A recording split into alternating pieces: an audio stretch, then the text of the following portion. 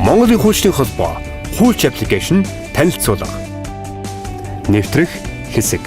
Хэрэглэгчийн нэр дээр нь хуульчдын холбоонд бүртгэлтэй цахим имэйл хаягаан бичнэ үү? Нууц үг сэргээх. Хэрэглэгчийн нууц үгээ мартсан бол нууц үг мартсан сонголтыг дарж имэйл хаягаараа авна уу? Мэдээлэл. Энэ хэсгээс та Монголын хуульчдын холбоонд зохион байгуулж байгаа үйл ажиллагаа болон гишүүдэд чиглэсэн мэдээллийг авах боломжтой. Сургалт.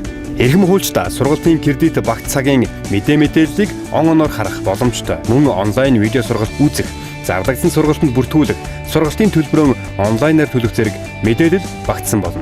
Сайн дурын хорооны гишүүнчлэл. Зарим сайн дурын хороонд гишүүнээр хэлсэх, хорооноос гарах, хорооны гишүүнчлэлэн харах хэсэг, хорооны нэр дээр дарж гишүүнээр хэлсэх боломжтой. Гишүүнчлэлийн татвар.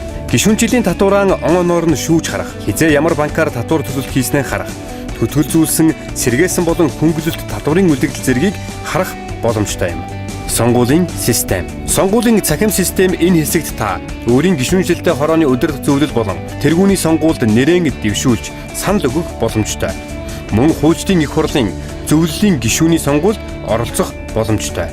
Гишүүний профайл. Энэ хэсэг таны хувийн мэдээлэл байна. Хэрэв мэдээлэл буруу алдаатай орсон бол та засаж оруулна. Мөн Монголын хуульчдын холбооноос авдаг тодорхойлтыг онлайнаар авах боломжтой.